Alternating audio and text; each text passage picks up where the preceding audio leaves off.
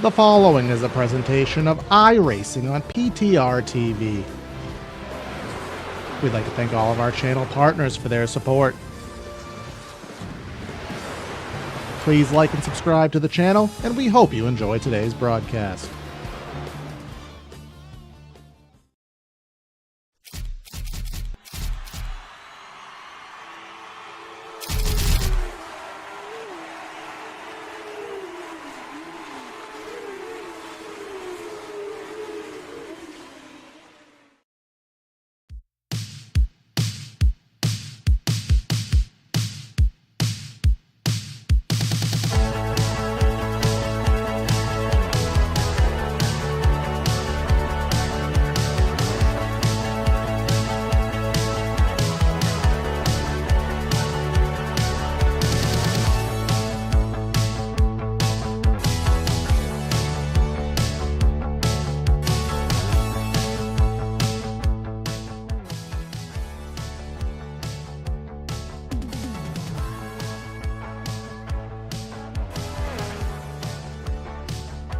Good morning, good afternoon, good evening, ladies and gentlemen. Welcome to the sun-soaked streets of Southern California. This is Racing Paradise. This is where concrete walls replace the curbs that you may know, the roar of the ocean hits the thunder of engines, and legends are made turn by turn.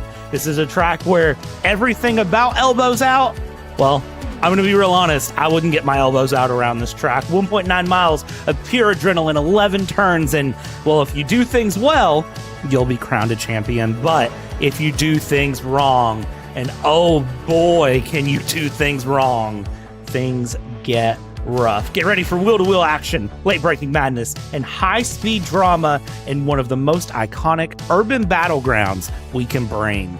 It is time for some fun here in Elbows Out Racing. This is the Measure Twice, Cut Once 60 here at Long Beach. It's going to be myself, Brad, here in the booth, joined with one Mr. Patrick. Patrick, week after week, time after time, we're here.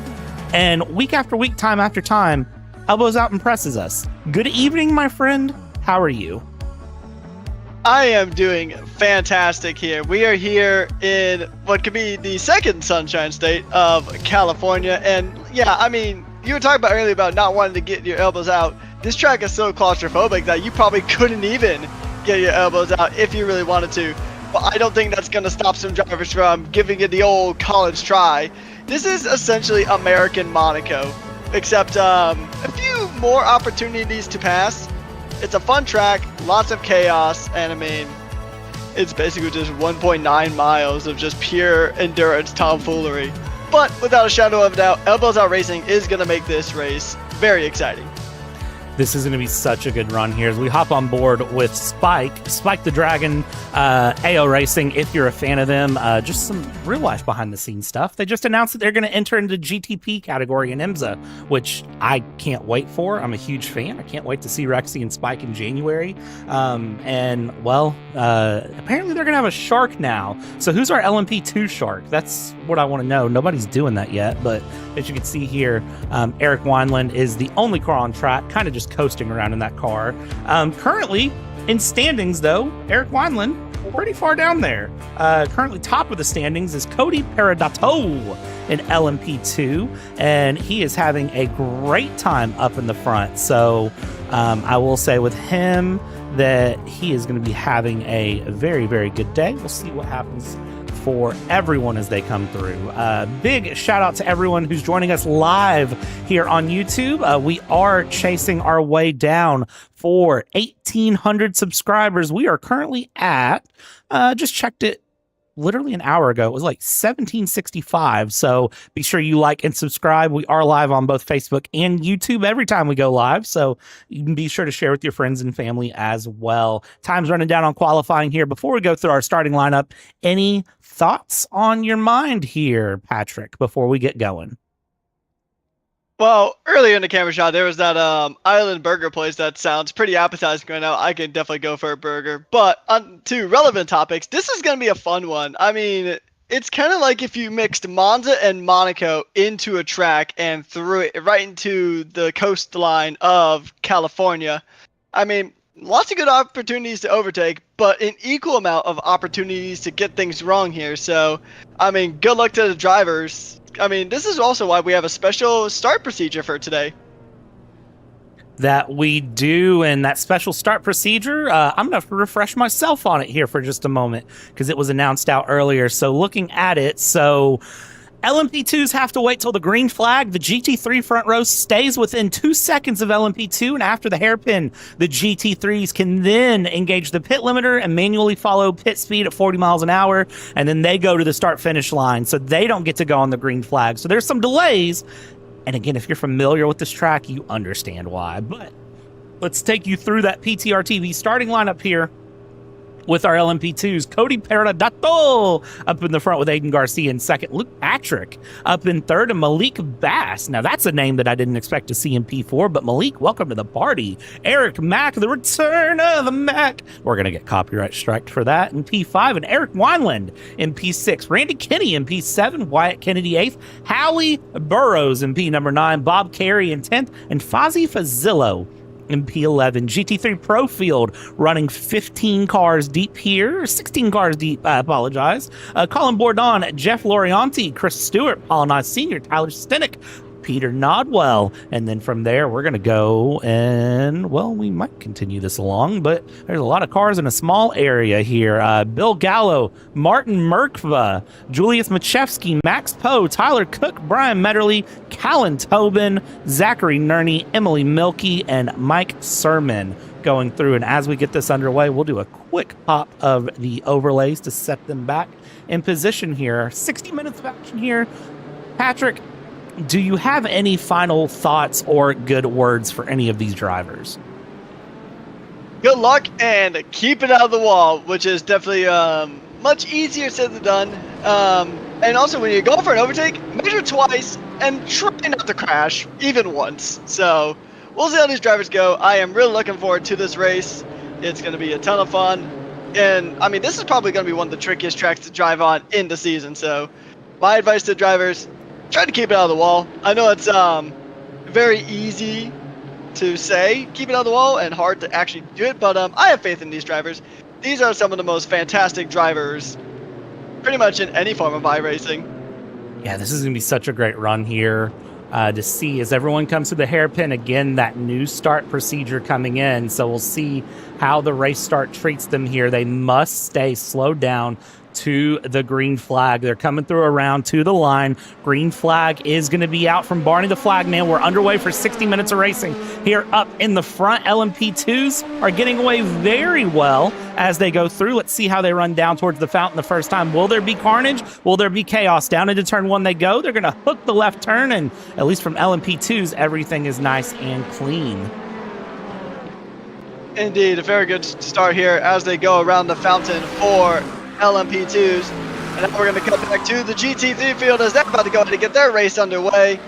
And it is very solid racing here from the get-go here in this GT3 field. Colin Bourdon leading this pack through the hairpin, through the, now they're into the Dolphin section, as the number one car of Tyler Stanek is pretty much right up on the gearbox here of, it says Bob Carey, but I don't believe that is accurate. I don't believe that's interesting, accurate. But anyways, oh, that is. It's just messed up a bit on my timing table. Anyways, very good start here from these drivers, and we talked with one of the drivers early on before we actually started the race, and he was expecting the lap one, turn one pile-up, which we did not see. So good on these drivers. We've actually made it all the way through lap one, turn one without issues somehow. So we're going through, and well, famous last words, anyone? Kyle O'Grady currently sitting the wrong way around, but I think Kyle O'Grady, the only victim we've had so far. Let's kick it right back to a PTR TV replay here and get an idea of what happened. And there he is around, and just a little bit too much curb getting him through and taking him down. We go back to live pictures, though. He's back up and away without too much of an issue. Up front, Cody Perodato is currently leading the way, having a great run here through lap one, and somehow no big pileup in the fountain. I don't know how that happened, but somehow nothing major coming up at this moment here, Patrick. So all the drivers are going to be very, very happy with it staying clean. Now, my honest thought about that is, obviously, I am very impressed with these drivers, but considering the fact that these drivers have pretty much been racing together for over half a season now, at least, these drivers are familiar, and there's Malik Bass, who's into the wall, the number 191, getting sent to the pit lane after having an unfortunate moment there. Here's a replay that just kind of spun out his own straight to tire barrier, and that car got disintegrated like throwing a Lego set out a wall. Unfortunate stuff there, as Jonathan Lanton is under attack here. Oh, he messes up too. So, this is a replay. So yeah, a few drivers getting well, they made it to lap one. Laps 2 and 3, not so much. I mean, I feel like through lap one is probably important. And I do also want to point out, they have to navigate this track approximately 49 times throughout tonight. So we're looking at about 49 laps expected here in 60 minutes is at least what my timing is telling me, because the LMP2s navigate this course in about a minute 20.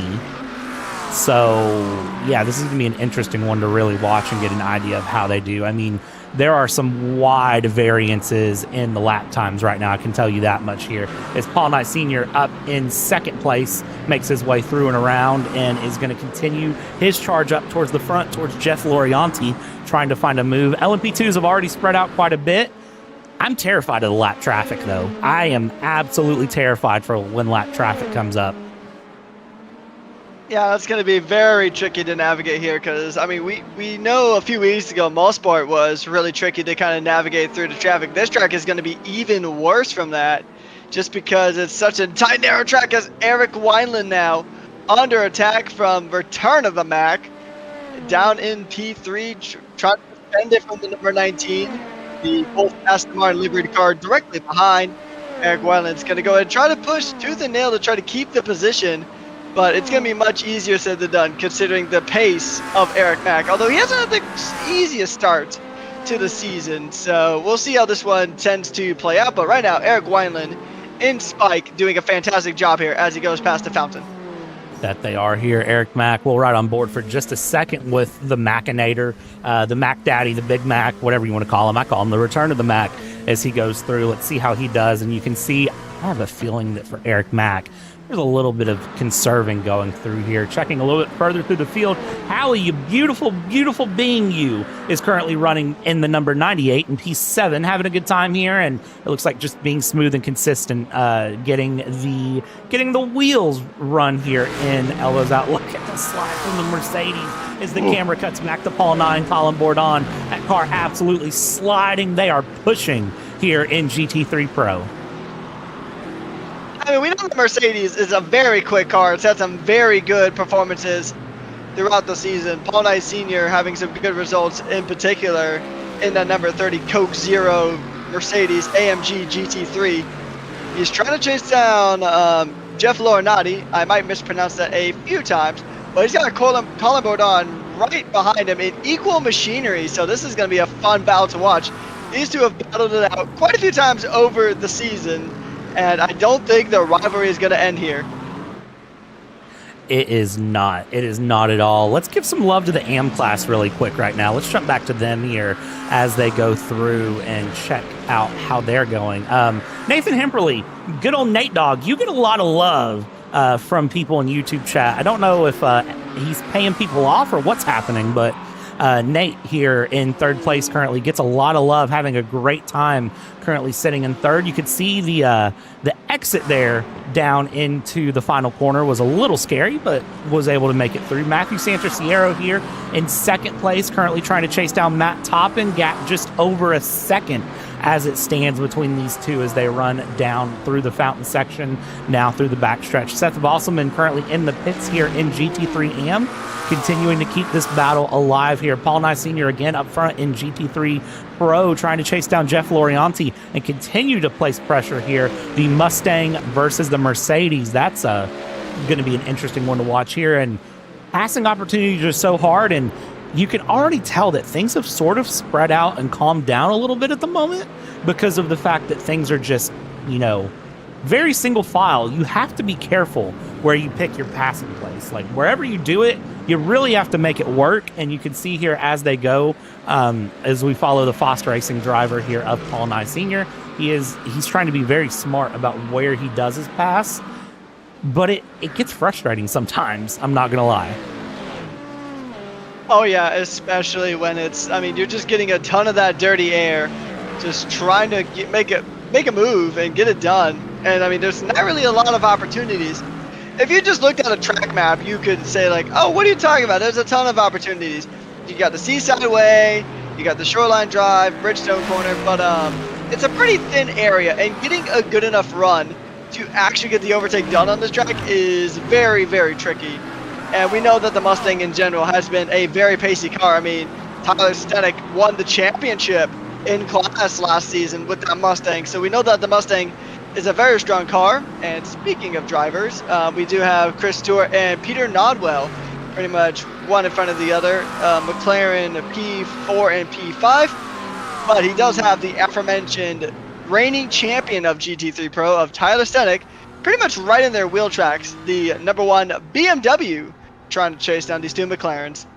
Yeah, having a great time here. The number one currently in points is not retaining number one. He is 1 point behind Colin Bourdon. So for Tyler Stenick, now that we're in the crunch time of the season, needs to really be cranking things up. And, you know, for Tyler Stenick, I don't think the pressure is going to be getting to him, but he's got to be thinking that, right? Like, that's got to be on your mind as a driver at this point. As we see ahead, it is a swap between Nodwell and Stewart, the teammates, with a great organized swap there going down into the fountain section underneath the Bubba Burger Bridge. And they have decided very quickly, all right, we'll put the faster car in front here because they have some fast cars behind here. Martin Merkva, Bill Gallo that is joined in and is looking to have a run here in his Culver's Mercedes, which I wish I could eat Culver's, but I can't eat most of their food. So that is a podcast topic. Eric Wineland here putting pressure on Howie Burrows. Let's see how Spike can handle the Brit. Here we go through. Look at this around through. Locking up the brakes, how he does. Going through the hairpin. Now it's going to be floor it back through the straight. And now Luke Patrick is in the mix as well. Howie, welcome to Elbows Out. I hope you have your elbows out. It looks like he's just as good of a racer as he is a commentator. Good stuff there from Howie as he's making his way through. Now jumping back to our top three in GT3 Pro, now back to the LMP2s. Howie is doing a very fantastic job. First time jumping in here at Elbows Out Racing, and he's keeping Eric Wineland just behind him. I mean, doing a very good job as well. Placing his car where he needs to, and not doing anything overly risky either. Nothing that could come under fire from the stewards. Just good, clean Elbows Out Racing. Absolutely that, and yes, the puns are going to flow here. Down the inside Ooh. Goes Eric Wineland with a great move there. Howie running very wide. Eric Wineland taking advantage and is through, and Luke Patrick will follow as well. It looks like Howie there, I think, may have just accepted. It almost seems like Howie facilitated that. Kind of just accepted, I don't have the pace right now to keep up with these guys. Excuse me, let it go. So at the moment, Howie will drop back to P8 in class out of 10. Continuing along, we're only 10 minutes into this race. Can I just point that out for a second? We're only 10 minutes into this race. I mean, you can, and that means we get 50 more minutes of excellent racing here around the streets of California. Very fun track. I enjoy driving it. It's one of those tracks that it's super fun to hot lap around, and it's very nerve-wracking to actually race around here. But Aiden Garcia is now catching up to that lap traffic up ahead. He's going to go ahead and try to get past the Elbows Out themed McLaren. Getting very close to the barrier there. Almost collects the barrier, which will slingshot him into the McLaren right there. And Aiden Garcia is about 5 seconds behind the race leader of Cody Perodato. But I mean, right now it's pretty impressive stuff here from this LMP2 field. We do have some very impressive drivers. Some of the new drivers have been very impressive. Luke Patrick, last race, was on track to getting a podium last time out when we headed to Silverstone. So I mean, he's got the pace. Unfortunately, just kind of messed it up on his own there towards the end. Eric Mack, though, looking for a return to form here. A very strong driver who did so well in the GTPs. LMP2s has been a bit trickier for the Big Mac. We'll see if he can go ahead and have a big race here today. Yeah, I think he's going to have a great time. And I also do have to say here, as we watch Eric Mack running through, these drivers have got to remember what's coming up for the rest of the season. If you are just joining us here, we're round number 8 of this 12-round season here in 2025, Season 3, brought to you by IDI, International Decorators Incorporated.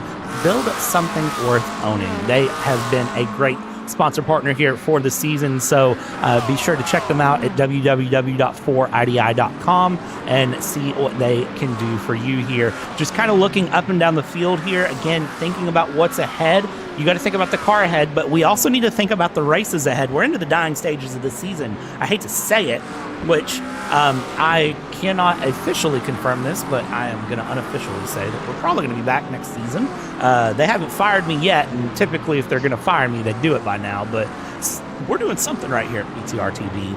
Road Atlanta is next week, and if you look at the schedule on Discord, there's a little cloud and a little bit of rain on there. So 60 minutes at Michelin Raceway with a little bit of potential rain coming up, and then VIR, and then Hockenheimring, and then we get into September. It's hard to believe we're in August, but getting to September at Indianapolis. I mean, what are we going to do? I don't know, but I do know Eric Wineland and Wyatt Kennedy are currently side by side down the front stretch. That's a very scary move to make here for these drivers, but he gets the move, and he's doing a fantastic job here, Eric. And, oh, wow, that's a bit of a pile up there, ain't it? Now Eric Wineland is up in the 4th, and what has gone on here? It's like a gaggle of cars were stuck at that fountain. Randy Kinney's got some damage, that's for certain. He's going to go ahead and teleport to the pits. But yeah, what happened to that Dallara? Well, We'll find out here momentarily. Oh! Daniel Pinero trying to go 3 wide in, slams through, and then I hate to be the bearer of bad news. If you are a Randy Kinney or a Paul Nye fan, well, this was their perspective of this. So here's Randy Kinney coming through, and then here was Paul Nye's view. I mean, there is nothing you can do in that situation. And then, I mean, unfortunately, car is done. Welcome to the fountain. Welcome to California, ladies and gentlemen. This is where Long Beach does Long Beach things. And then for Randy, I mean, it's pull off to the side. And I mean, for Paul Nye, he doesn't have steering in that car. It was game over. We go back to live pictures. Paul Nye had to tow to the pits. Randy had to tow to the pits as well. I think somehow the only person who really got away with that is Daniel Pinero that started it all. That's actually pretty peculiar that he was the one who got hit the most, I feel like, in that exchange. So it's actually pretty funny that he was the only one who really survived without having to get towed to the pits. But yeah, that's just, we did talk about the potential of a fountain pileup, although we anticipated it was going to be turn 1, lap 1, but not the case that time, thankfully. But we have Philip Kieser out too, as the number 53 Porsche, having a moment there on the hairpin towards the back end of the track. So I wonder how he got turned around there. That is right after the Indy left and just before the Shoreline Drive. So let's see what happened here. He just understeered. Just misjudged it.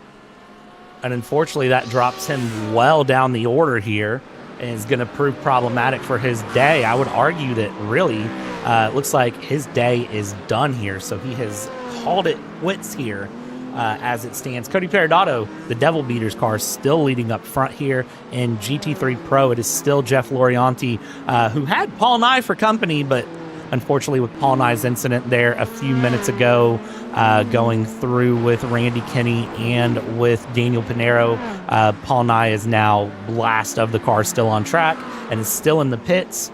And then in GT3 AM, it is a 2.5 seconds between Toppin and Santorciero here. Yeah, it's I mean, we knew that this field was going to be spread out quite a bit here as we just went through today's race. I mean, you got to really try to pick your moment and go for it. You can honestly do pretty impressive things here on this track just from strategy alone, or just avoiding the accidents that befall cars up ahead. I mean, if there's an accident at that fountain, then I mean, sayonara. I mean, we saw what happened there with Paul Nye and the other cars that were involved in that incident. But Matthew Santorciero is still getting pretty close to Matt Toppin, but Matt Toppin having a bit of a pace advantage just up ahead, so he's pulling away ever so slightly. Not by a huge margin per lap, but still pulling away nevertheless. Yeah, that little bit of margin to pull away, though, is going to be important as it goes. So, I mean, just kind of watching and seeing how that plays through that little bit of run here. I'm getting some behind the scenes info here. Patrick sent me a message there, or Paul Nye sent me a message there. Patrick, words, I can't English today. It's fun. And to directly quote Paul here, I gave myself wheel damage for 10 minutes, the story of my season. And, you know, for Paul, it's interesting because it has been a rough season for him, but I want to give Paul credit where it's due. And Paul, if you're listening, I got to give you credit where it's due. You run a great league here. For those of you who don't know, Paul Nye is the lead admin here of Elbows Out Racing, one of the main honchos that we interact with and that gets all of this organized and set up. He took over the reins at the start of this season and has done a great job. So even if you're driving sometimes earns you the name the donut guy, you run a good ship here. So pat yourself on the back for that. And we'll see you return to form eventually. It's probably the team name, if I have to guess why it's causing you problems here. Whenever you let one Mr. Zachary Nerney here name your team Fost Racing, that'll probably do it, right? I mean, it's also given us so much ammunition. I know we have said before, from 0 to 0 or from hero to zero when it comes to these Coke Zero themed cars. But I will go ahead and agree with you on the fact that Paul Nye has done a fantastic job here with the league since he took over this season. I mean, every race has been a certified banger. I mean, banger after banger, and there's more bangers to come. So, I mean, a massive shout out to IDI, Elbows Out Racing, and Paul Nye Sr. You guys are all absolutely fantastic. And so are you, Brad. I'm just here. It's all you. We know how this works. Watching this field mix up here, we're 20 minutes into a 60-minute race, so we're a third of the way through. And again, for those of you who are newer, as I know I've seen some chatter on YouTube about newer people watching, first time being here. Again, thank you everyone for being here. Make sure you like and subscribe. But watching through, remember, everyone has to pit. At some point, every single person has to do what Max Poe is doing here. You must pit, and you must take 4 tires. When you do it is up to you. You could wait until the final lap and do that, right? Like, if you really wanted to be cheeky, you could wait until the final lap and do it. You don't have to, but you could. At Indeed. What point in Long Beach do you pit? That's actually a really good question. It has been a hot minute since I've done any kind of laps around here, and the last software I used to race on this track doesn't understand what tire wear is, so I don't really have a good judge on that. But I mean, probably the safe bet would be probably the halfway stage, around 30 minutes, maybe 20 minutes left to go in the race, would be my pick. But I mean, it would obviously just depend on how the car's feeling. If the car feels like it's still got pace in it, then don't pit yet. But if your car's feeling like it's about to send it straight into the fountain, then probably a good time to make a pit stop. Indeed. And since we are 20 minutes in, let's do a quick little through the field here and kind of talk about some of our drivers. Give some people some screen time that maybe aren't going to get as much screen time as they would want. Let's make sure we get everyone kind of shown here, give everyone some love. So looking at the LMP2 field, let's kick it off there. Currently, it's Cody Perodato, Aiden Garcia, right where they started. P1, P2, big difference there is that gap. 12 seconds and counting. GT3 traffic has been abysmal for Garcia watching through. Return of the Mac, Eric Mack here in the Gulf in P3, and that number 19 is 2 seconds off of Aiden Garcia, trying to gain time, but it looks like, again, the streets of Long Beach just doing different things here. As we see in the background, that is a GT3 that is off. That is Mike Sermon in the pros who has went off there just ahead. Does not affect our LMP2 battle. Eric Wineland here in the spike in P4 with Luke Patrick about 3/4 of a second behind in P number 5. Wyatt Kennedy through, Bob Carey coming around, and then Howie Burrows into the pits now. Howie is opting to take the pit stop with about 20 minutes in. Early pit stop, try the undercut. Let's see what happens, Howie. I'm rooting for you as always. I have to root for Howie, though. Howie is, for those of you, again, unfamiliar, maybe this is your first time, Howie is one of our lovely friends here at PTR TV, who you'll hear actually Sunday night with me at Triple Bypass season finale. Howie will be commentating in the place of Corey. So if you want to hear from Howie's voice as a commentator and as a driver, tune in Sunday. Otherwise, you just get to see Howie's fun car and great sense of color and taste run on Long Beach tonight. Yeah, actually, I did do a commentary race with Howie with Triple Bypass Racing. It's a bit of a lockup there, trying to get some heat into those tires in that Hatsune Miku themed LMP2. But I did have the pleasure of commentating with him, and even though it was only my second time ever doing oval racing commentary, it was a lot of fun with Howie. Howie is a Brit who does not act like a Brit. Howie knows a lot about a lot and is very impressive in the booth. Very, very fun. I've known Howie for a couple of years now, and they're a lot of fun to commentate with. So, Oh! oh, Yeah, that car's gonna need some Gorilla Glue, maybe. I don't know if even that's gonna work. The fact that he's still driving it is baffling to me. The Good Smile themed LP2 is not having a good time here at Long Beach. okay. Well, we're going to cut away from Howie because I've commentator cursed them enough. Let's jump to GT3s here. Let's talk about GT3s for a second here, Patrick, as they go, because Jeff Lorianti currently has passed Colin Bourdon for the lead and has ran away 2.5 seconds here in the GT3 Pro field, with Colin Bourdon right there in the mix of second, who currently is really having to watch the rear bumper with Peter Nodwell here in third, trying to put some pressure on. Indeed, and I was kind of laughing because shortly after saying that, Howie popped into YouTube chat just saying, oops. You can never say that again, but another thing that we can say time and time again is that these drivers are absolutely fantastic. I mean, we've seen Peter Nodwell and Colin Bourdon fight tooth and nail pretty much almost all season. The McLaren-Mercedes rivalry here at Elbows Out Racing is definitely a pretty well-known rivalry here. I mean, these drivers are pretty much matching each other step for step, line for line, as we navigate through Long Beach here. We're going to ride on board now with the number 73 McLaren. Shifting down into second gear, making his way through the left-hander, and he's going to go full on the throttle again. Get ready for the next corner. He's still going to try to close that gap up to the back of Colin Bourdon here. And he's going to go in and try to make the send down the Seaside Way before coming up to the last few corners on the circuit before we begin the beautiful hairpin that we saw Howie actually wreck at a few moments ago. Yeah, I'm sorry, Howie. Definitely don't go back and watch the broadcast later. That's all I'm going to tell you. You don't need to watch it. Nothing interesting happened. It was fine. That is kind of karma, because he did mention, like, right at the beginning of the broadcast that I should roast you a little bit because you didn't know that he was going to be in the race initially. So I guess it's a little PTR commentator karma, if you will.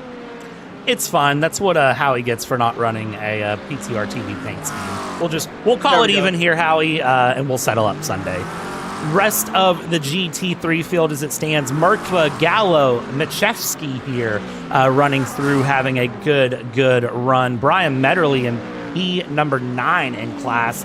Not the best run for Metterly that we've seen through the season, but not doing bad. About half of the field, by the way, more than half of the field. So we've got 42 cars in session. We only have 15 that are on the same lap as the leader right now. So continuing to kind of watch those times go through, but it's like a massive pace difference between LMP2 and GT3. So Tyler Cook, 10th place in class right now in that Culver's car. And then Callan Tobin is back here muscling that Mustang through. And then you have Mike Sermon, who is working their way through as well. You have Zach Nerney, again, the Foss Racing car. And that is Christopher Ondera facing backwards out of the hairpin.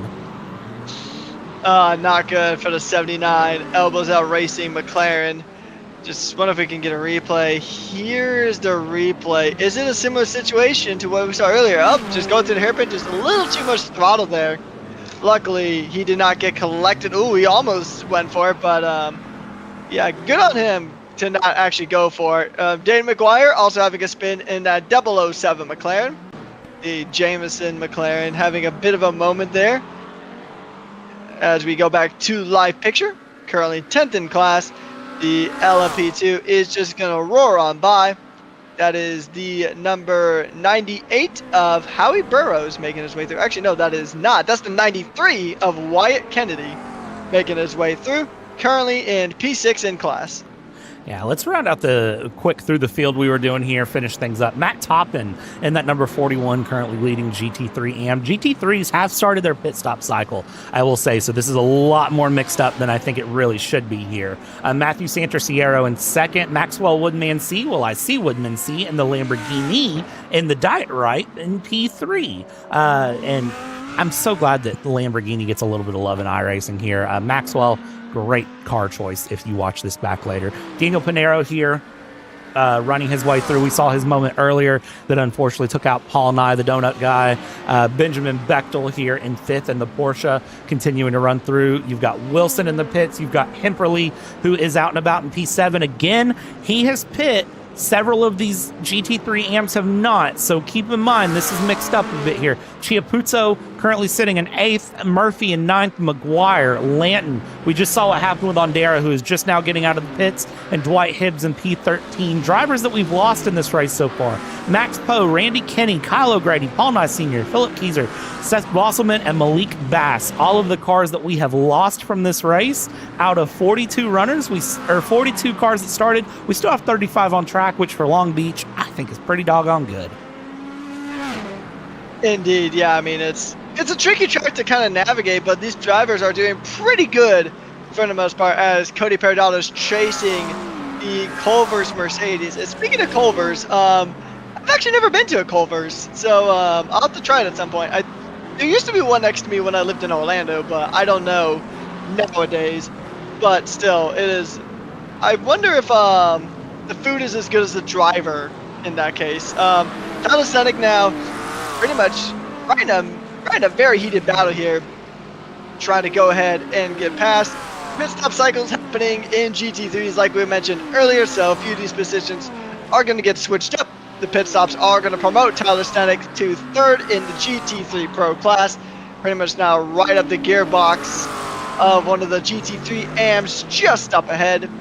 I believe that is the fan favorite of Nathan Hemperly, just up ahead.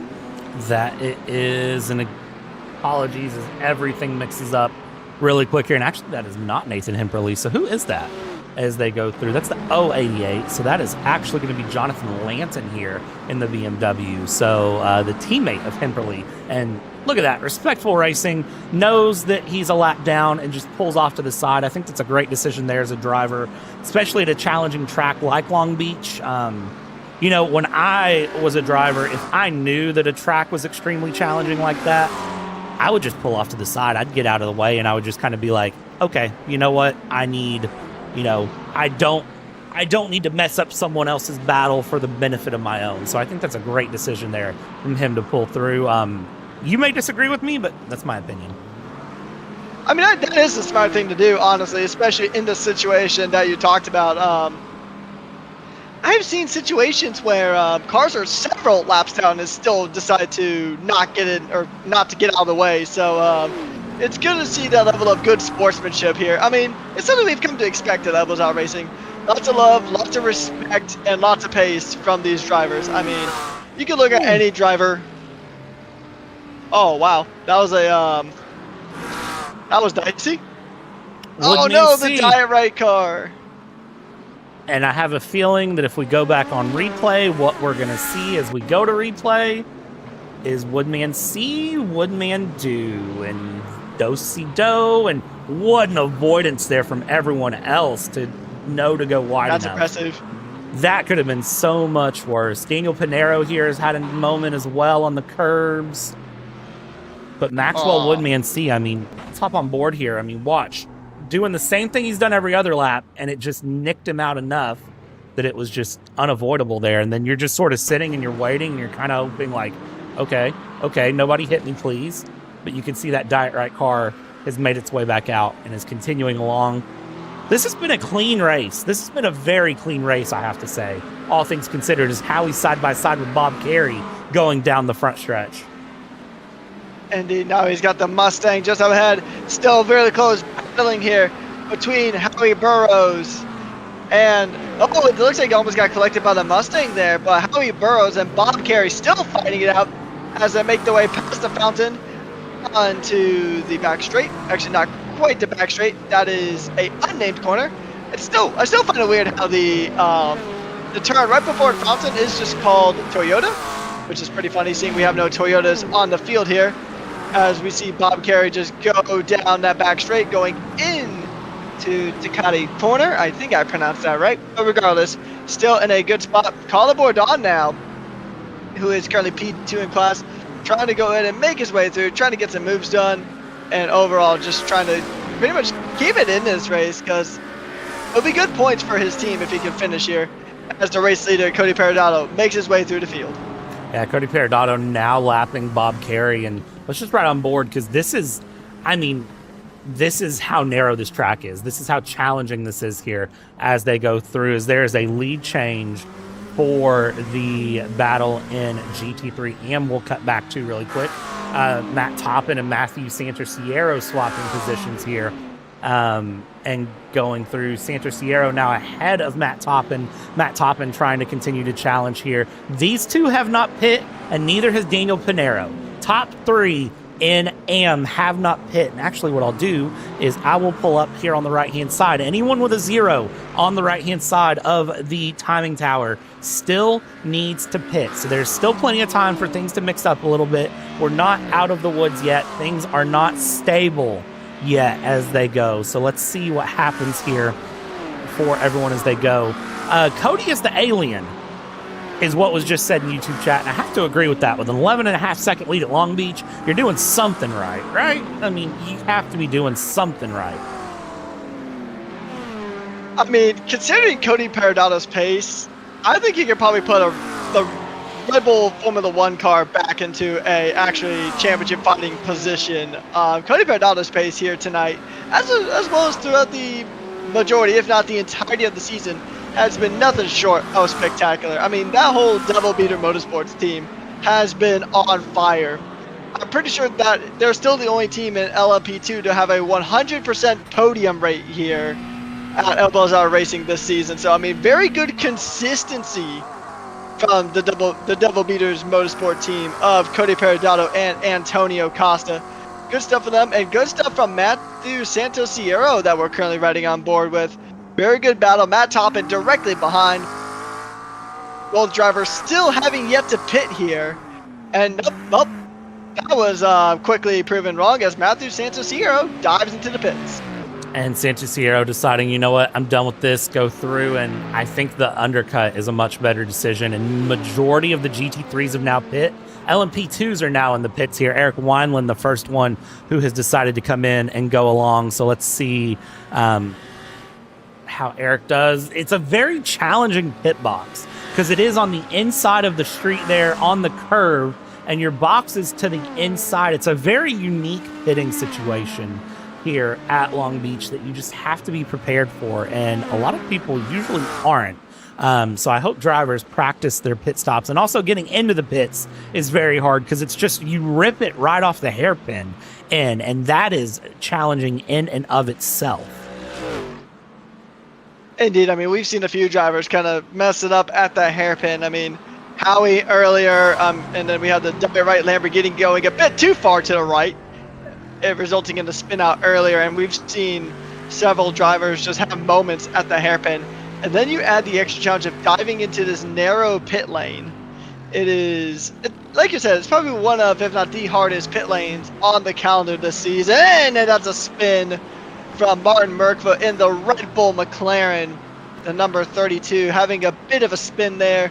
A little bit of damage on the front of that McLaren, and once again, I believe that curb just took another victim. Let's see here on replay coming through, and indeed the curb just a little bit too much there for the car to handle. Thankfully gets away with a love tap to the wall, gets it backed out, and I mean, you couldn't ask for a wider section of the track to spin on here. We go back live. Martin Merkva now under pressure by Julius Machewski, as Julius will be doing great to put pressure here through the hairpin. And we're going to hop on board really quick with Julius, because right to the right here, that is your pit entry, right off to the right. You could barely see it, but that is where your pit entry would have been. So you have to come out of the hairpin and then basically continue to make a 270-degree right-hander to get into the pits here, as we watch Julius in the fellow McLaren try to chase down the McLaren Red Bull car here with Brian Medderly not far behind. who is getting in the mix as well. So you've got battles that are starting to form. Things have kind of relaxed for a second as Aiden Garcia is into the pits here from P2 in the LMP2 category.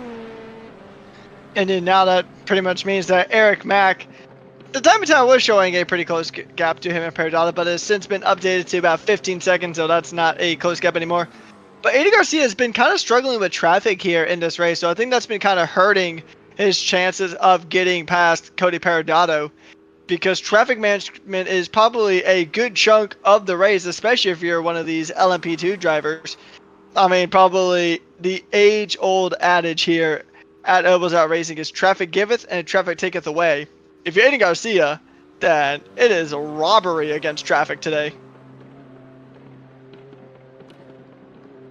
Traffic is, I mean, I feel like we could talk about that for honestly 6 hours. It's so weird to explain to people, especially like if you're not familiar, just how problematic traffic can be. Because look at this, Aiden Garcia pits out, right? And here is just a gaggle of GT3s coming through. And you just have to sort of watch and figure out what you're going to do. Now Aiden Garcia is going to have to very slowly work his way through there. Eric Wineland's been in the pits too, by the way. Eric Wineland, you can see being very... Eric Wineland, are you carrying damage? What has happened to you? Eric Wineland does have damage. What happened to Eric Wineland? Let's see here. This was a hard lockup. Got lucky with the runoff. Oh my goodness me. And then here's Wyatt Kennedy. I was going to say a very similar thing to what happened to Howie earlier. And yep, once again, that curb takes another victim. Just like it took Martin Merkfa earlier on, Wyatt Kennedy gets spun around, and that was a very close call.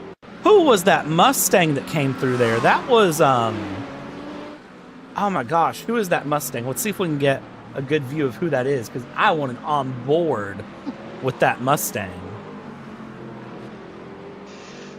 I didn't get a good number to look at it.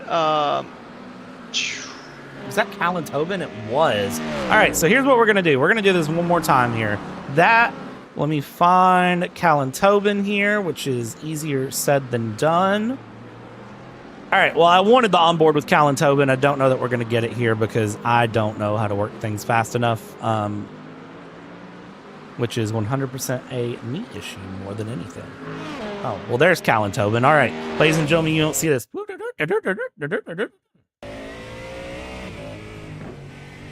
That's heads-up driving. That was worth it. That was a very good reaction time there. Whew. I mean, he's probably gonna need a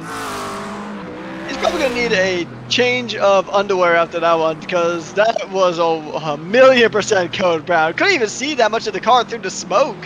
So I mean, just like you said, beautiful reaction time. To quote a esports commentator from a Counter-Strike thing years and years ago, inhuman reaction time there from Callan Tobin. That is listening to your spotter in ways that I cannot explain. I pull up the overall standings right now, and I'm doing this on purpose. Look at the mix-up between LMP2 and GT3. We have a GT3 that's in P5 overall right now. I mean, this is ridiculous. P5 overall is ridiculous for a GT3.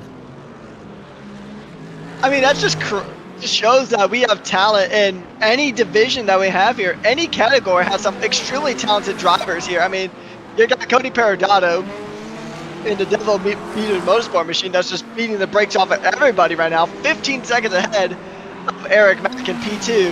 And then Colin Bourdon, who is pretty much mixing it up with the LMPs in a much slower car. And then Matthew Santos Sierra has had some very good heads-up driving as well, doing very well to go ahead and keep his considerable gap to the rest of the field in GT3 AM. So very good stuff here. And of course, the fan favorite of Nathan Hemperly is having a good race. P3 in class for the number 12. Benjamin Bechtel sitting in P9 in class, trying to chase down this man right here, as well as Dayton McGuire, Jacob Wilson. We'll see, Dayton McGuire's going to try to fire a move up the inside. Not quite enough real estate for that, but he might get it here. We'll see. Nope, not quite. The Corvette just up ahead of Jacob Wilson does a very good job to keep Dayton back, but now you got a massive run here going into turn one. Does he have the move? I don't think he's going to have time to measure twice before making the cut for the position, but he'll certainly give it the old college try.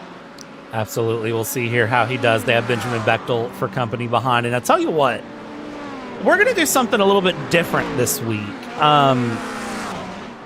that we normally do. Usually we do our onboard temporarily loud engines. I think this week I just want to enjoy the sights and sounds. So we're going to mix things up a little bit here, and we're just going to enjoy the sights and sounds of Long Beach as this GT3 battle rages on between Wilson, McGuire, Benjamin Bechtel. Ladies and gentlemen, this is going to be a unique one. This is temporarily loud engines without going on board. So stick with us here just a moment. We're going to take a quick breather, and when we come back, we'll take you through the last few minutes. And yes, I've heard everybody. The leaderboard stays on as soon as it decides to turn back on and reset, which is now. So don't go anywhere, ladies and gentlemen. We'll be right back.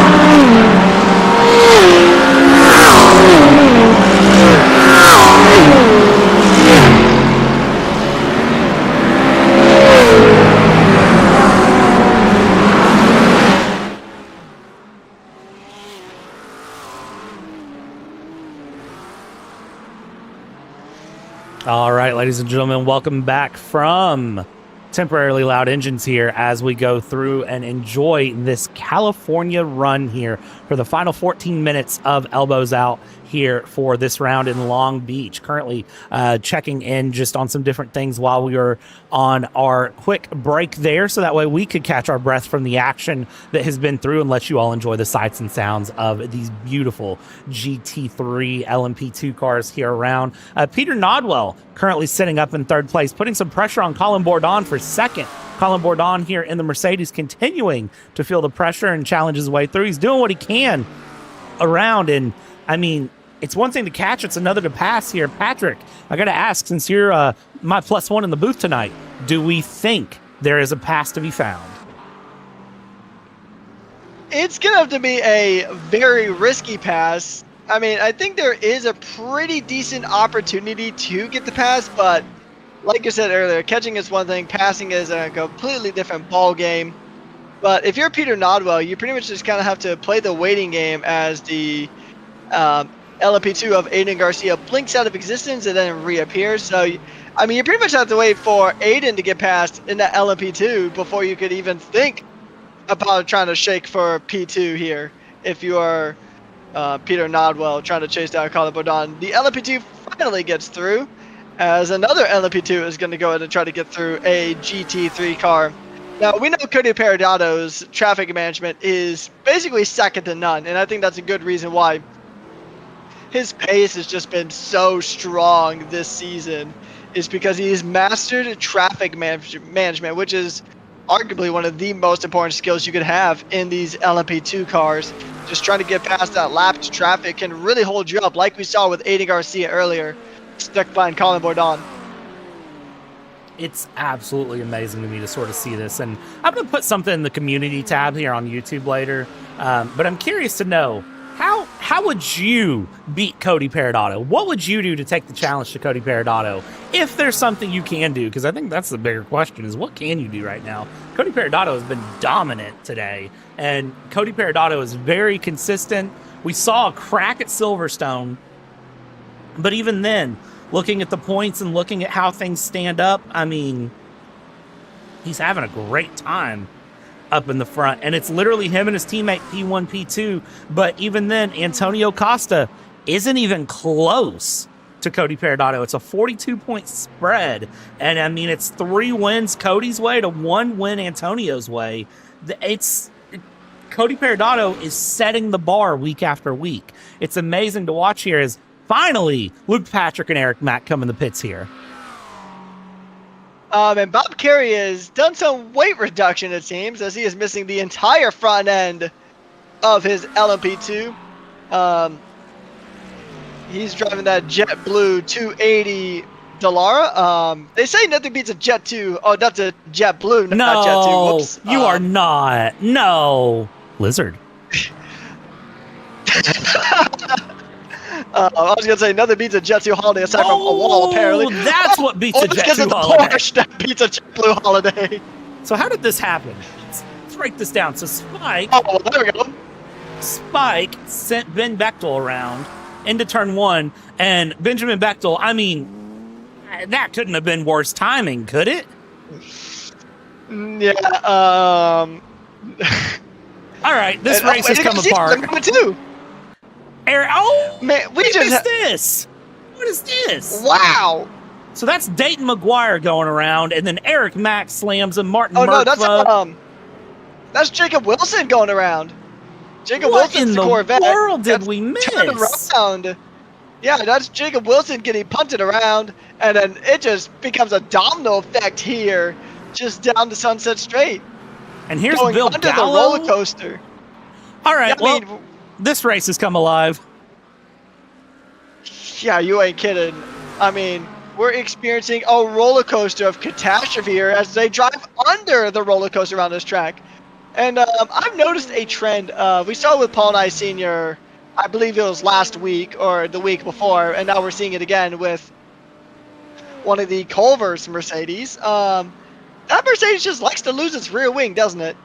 It does. I don't know what it is about that car, but it loves to just drop the rear wing off, and I don't understand it, honestly, as we kind of look through the field here, trying to get an idea of who's where doing what. There's Emily Milkey with Tyler Cook just ahead, and Callan Tobin ahead of that having a moment here. Tyler Cook will send it around through and go around. The BMW will get their way through as well. Callan Tobin here going side by side and just kind of being patient for a moment. This is actually lap traffic, so we've ended up in a weird situation here with 9 minutes left to go in the race where we have multiple people that are multiple laps down. We don't usually see this in elbows out, but you've got drivers that are 1 lap, 2 lap, or 3 laps down that are mixed up interclass, and that is a rare moment to see here as Julius Machewski and Bill Gallo are now battling it out. Again, Bill has no rear wing. I don't think Bill Gallo cares, though, going through side by side. This can only end a certain way, and for Howie, it's going to end with a first-person view of good hard racing. That's a very impressive driving there from Bill, considering that he doesn't have a rear wing on the back of that Mercedes, really keeping it in way better than I thought he would, considering that that car has no downforce whatsoever on the rear of that car. You'd think that he would be spinning at pretty much every opportunity, but he went through the hairpin like a pro, pretty much right into wheel tracks of that LMP2 just up ahead. That is Howie just up ahead, staying in his wheel tracks in a Mercedes with no rear wing. I mean, that is an impressive drive on that factor alone. That it is here. And that's going to be a tap from Howie over to Julius, and Julius will get back through, but that was a hard hit coming through.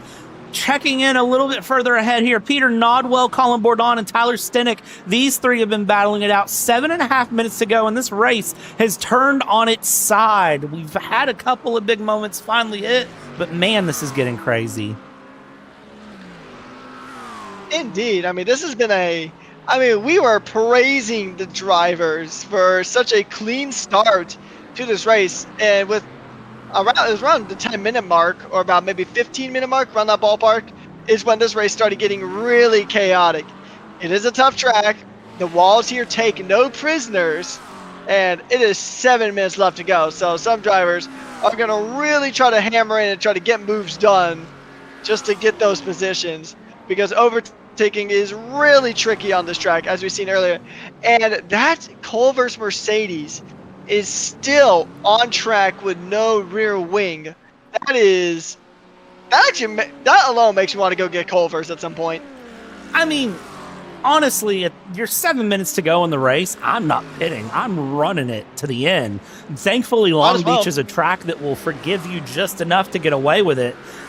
This is absolutely crazy to watch here and go through and see what happens, because I mean, this is just getting wild. Julius Machewski here, just right in the back. I mean, I don't know how ticked off you would be as a driver. I'll tell you right now, I would probably be punching my steering wheel and my monitor if I was Julius. The fact that there's a Mercedes with no rear wing that is getting the one up on me right now is going to send Julius off a cliff of frustration. And Brian Medderly, I mean, I just be mad in general. There's a Mercedes and a McLaren in front of me, and I'm in a BMW. And I would argue the BMW is the better car, but here we are nonetheless. And for those of you asking why we're not looking at the battles up front, Cody Perodato has a 25-second lead. What do you really want to look at with Cody Perodato? We'll check in on him in a minute, but right now he's 25 seconds up the road to Eric Mack. I mean, this is crazy. This. I have seen some crazy things in my time as a commentator, and there's a bit of lack of rear downforce, kind of biting there. Oh, there's contact, a little bit of understeer there from the Mercedes, putting the McLaren of Julius Majeski into the wall. Bill Gallo finally losing a position after, 2 or 3 laps of keeping those cars behind without the rear wing, and he's still going. I mean, this is ludicrous work here. I'm at a loss for words. I have never seen anything like this in my time as a commentator. I commend Bill for just putting up a solid defense against cars that are arguably quicker and cars that don't have damage, like the significant reduction of her rear wing. Medderly pulled a 2-for-1 special there and has to be feeling good, would be very happy here. Let's see if he can maintain that here, as Julius is going to continue to pressure in on Bill Gallo and try to close things up. Defending champion Tyler Stenick at the moment, sitting P4. He needs to be ahead of Colin Bourdon, is where he really needs to be when we start looking at that championship battle. Right now, Colin Bourdon is a few seconds up the road here, and there is Colin Bourdon, there's Peter Nodwell, and then there is Tyler Stenick. So, I mean, there is a good gap there that he needs to find, and at the moment I don't think he's going to find it with 4 minutes left to go going through the fountain section. Very much a problem. Emily Milky here now putting in the pressure on Tyler Cook, the other Culver's Mercedes here, the Alley Fans team going through. Bill Gallo ahead, has a rear, or doesn't have a rear wing. Tyler Cook does have a rear wing, but Emily Milky would love to be the McLaren that gets the pass done here. Let's see what happens here as the Foss Racing team of Zachary Nerney is now trying to put pressure on that Culver's car, which I think Culver's just switched from Coke to Pepsi. So there's definitely some beef to be found there. I mean, I've been staring at Bill's car for so long, I forgot what this Mercedes looked like with a wing until we switched over to Emily. But all things aside, I mean, still very impressed that Bill was able to keep the car going, considering, the obvious, as we see. He's still defending from that Coke Zero Mercedes. I mean, Zachary Nerney is also going to be a driver that's got to be pretty upset, considering that he is just now trying to get past a wingless Mercedes. That is incredible driving from Bill. I know we've given him a good amount of praise here for that, but I mean, That's just seriously impressive that he's even able. Is he going to try to get a pass up the inside? He does! Getting a pass up the inside through a hairpin without a rear wing. All right, that's next level ridiculous. I don't care who you are. Bill Gallo, you got a little bit of skill behind the wheel there. That's insane here as we see Bill now running away from Zachary Nerney. That's the challenge along beach. Down the inside, Zach's going to go. Can he make it stick? Well, he's going to send it through. Bill doesn't have enough downforce to really be deep on the brakes. Zachary Nerney will get it through, but for a moment, everyone's scratching their head just going, how? How and how? 2 minutes left to go. Cody Perodato here checking in with our race leader, going through the fountain section, checking in with our GT3 Pro leader, Jeff Lorianti, currently coming out of the hairpin. We'll have this lap plus one more. And Matt Toppin currently leads GT3 AM 21 seconds to the good over Matthew Santriciero with fan favorite Nathan Hemperly in P3. I mean, this has been very strong racing from a lot of these drivers, and we haven't shown a lot of Jeff here, but as it typically goes, we don't really see you a lot on the broadcast while you're in the lead, then you're probably doing something right. But I mean, with a minute and a half left to go, Jeff Laurinati has been a fantastic driver in that Ford Mustang.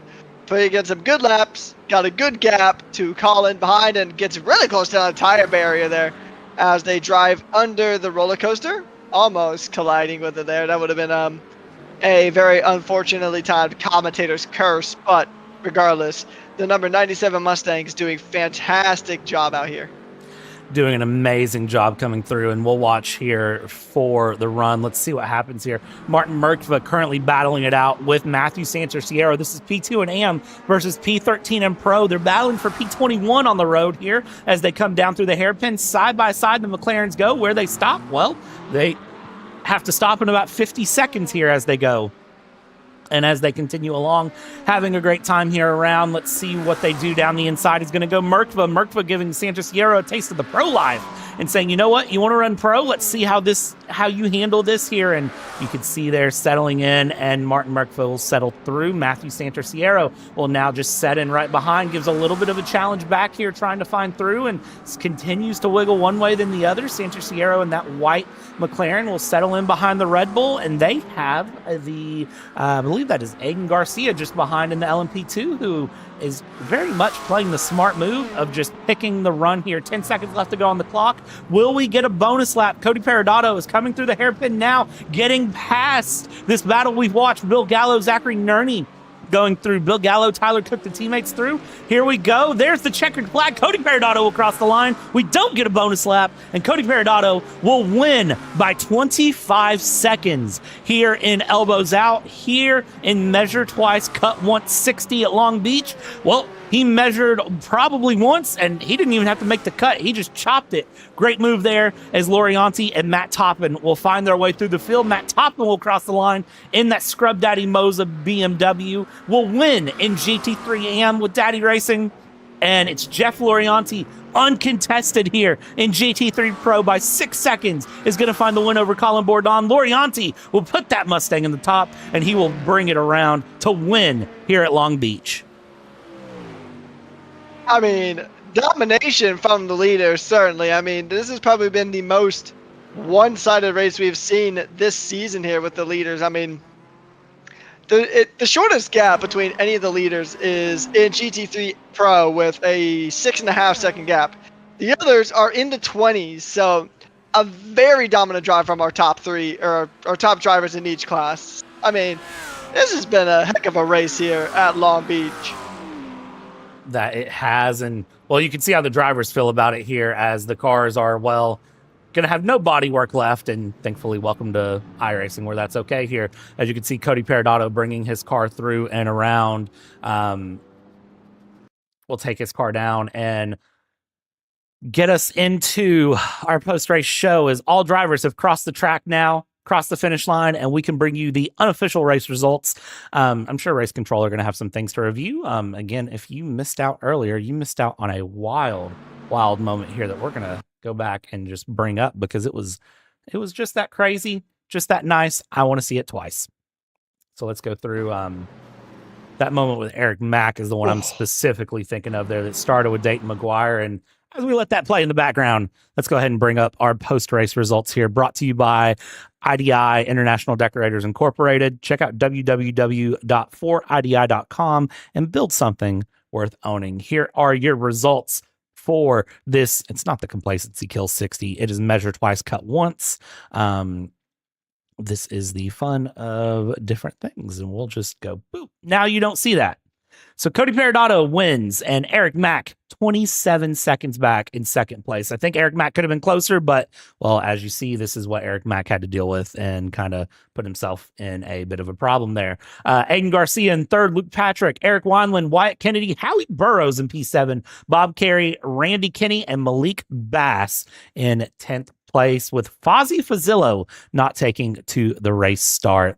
In the GT3 Pro category, it is as follows: Jeff Lorianti, Colin Bordon, Peter Nodwell, Chris Stewart, Tyler Stenik, Julius Mashevsky, Brian Metterly, Zachary Nerney, Bill Gallo, and Tyler Cook. Top 10 on the class tonight: Emily Milky, P11, Callan Tobin, Martin Merkfa, Mike Sermon, Max Poe, and Paul Nye Sr. We saw Paul Nye's incident earlier on in the night. He said it was just an unfortunate accident, but the summation of his season, I'm curious to see when Paul will return to form. Matt Toppin rounds out GT3 AMs with Matthew Santerciero in second. Nathan Hemperly, the fan favorite, another podium finish in GT3 AM. Parker Chiapuzzo in P4, Maxwell Woodman Sewell, I see the Lamborghini in P5. Ethan Murphy in 6, Jacob Wilson P7, Dwight Hibbs, Christopher Ondera, Jonathan Lanton, top 10. Benjamin Bechtel, Dayton McGuire, Daniel Pinero, Kyle O'Grady, Philip Keyser, Seth Bosselman, the 16 GT3 AM that take on the night. I tell you what, let's see who we have available to chat with us here and get their perspectives. Do we have our race winner standing by? We do. And Patrick, I'm going to let you talk to our race winner here, Cody Peridotto, who I've decided gets a 50 kilogram weight ballast for next week, because there's no reason Peridotto should be able to win by 25 seconds, whatever it was. I don't even care what it was. Cody, standing by with Patrick. Well, Mr. Alien, as you referred to earlier on in the YouTube chat, I mean, domination here around the track that it feels like it should be really hard to get a dominant time here, considering how hard it is to make passes here with all the traffic. How did you do it? I think most of the work today was done in qualifying. Honestly, getting pole position was a big help when it comes to managing traffic and not getting stuck behind anyone. Getting to come up to all the GT3s as the first LMP2 in line definitely helps me kind of take the passes that I want to take and not feel as pressured. You know, you've had a very strong season, 4 wins now on the season. I mean, you've already won about, I think it's 33% of the races here this season. So a third of the races you were the winner for. I mean, how do you feel about that? It feels good. It's been a while since I've been leading championships and elbows out. Been here for a couple of years and had a little break, but it's good to be back to the front. And now the last question I'm going to go ahead and ask you. It is Michelin Raceway Road Atlanta next week with the potential of rain coming in. So what are your thoughts on that circuit, and how do you think the rain is going to spice things up? I think it's going to have a similar importance of qualifying like we had this week. It's another kind of twisty, tight track that there's not a lot of good overtaking spots on. So I think getting a good qualifying run in will be really important, and I know everybody's going to do a lot of laps in wet conditions to prepare for the possibility of rain. All right. Well, thank you so much for popping on it, and once again, congratulations on your dominant victory.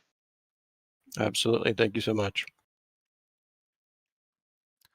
All right. And I think from there, let's grab our GT3 Pro winner here, Jeff Lorianti, and bring Jeff in and see how Jeff feels. Because we didn't talk about Jeff a lot, but Jeff had a lot of moments worth talking about. Jeff, good evening.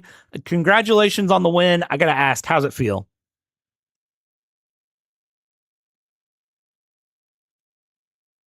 Jeff? Hello? Do you have push to talk? You might be muted, Jeff. Sorry about that. There we go. There's Jeff. It feels good, man. Had to get push to talk set up for this server, but it feels good, man. I took a long break after a torn rotator cuff in my right shoulder, and this was my first race back after probably 3 months. So it feels really good to be able to secure the win. So I just want to make sure I heard you right. You had a torn rotator cuff, took 3 months off, and then decided to pick probably one of the most challenging circuits to have a good run on and come back and win by 7 seconds. Did I hear that right? You're dang right. American Monaco is the best track on the service, in my opinion. All right. Well, you heard it here first.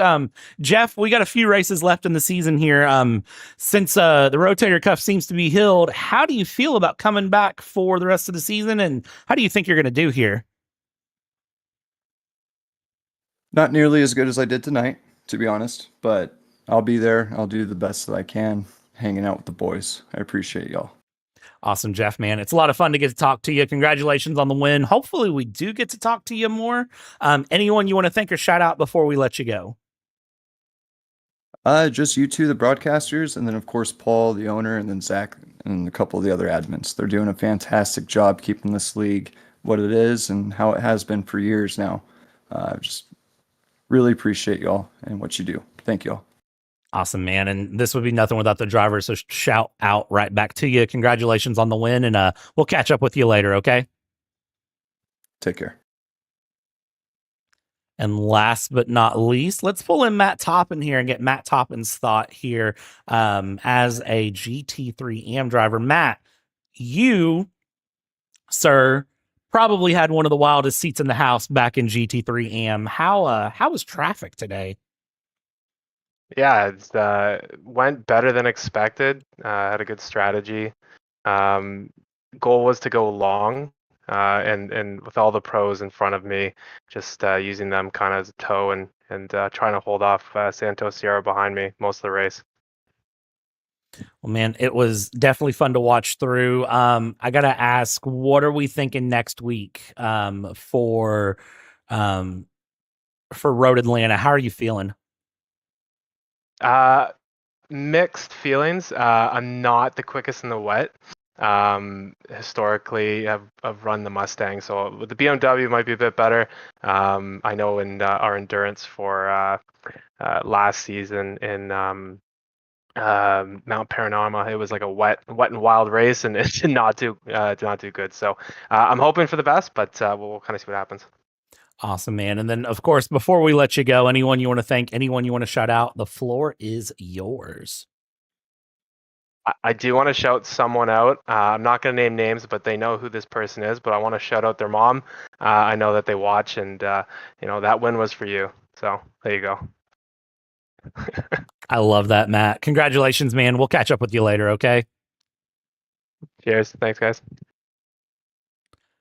All right, Patrick. Well, this has been one heck of a race here. I would argue this is probably going to go down as one of the best ones here in Long Beach. So any final thoughts, man, before we send this one off to the shoreline and go enjoy ourselves some great virtual beach and sun? I mean, I also want to shout out all the league admins. You guys are doing a fantastic job week in, week out. Shout out to all the fantastic drivers that race here. Also, week in and week out. Shout out to the lead sponsor, IDI, for sponsoring this absolutely fantastic league. And extra shout out to Bill for running so long without a rear wing on that Mercedes. That sounds valid, and I know Howie's waiting to speak to me after the broadcast. I could make it an excuse to wait a little bit longer, but I'm not going to. So, on behalf of everyone here at PTR TV, on behalf of Patrick, on behalf of everyone here with Elbows Out Racing, my name is Brad. We've taken you start to finish. Be sure to join us for the next one, where we'll take you start to finish. Yet, pause for dramatic effect.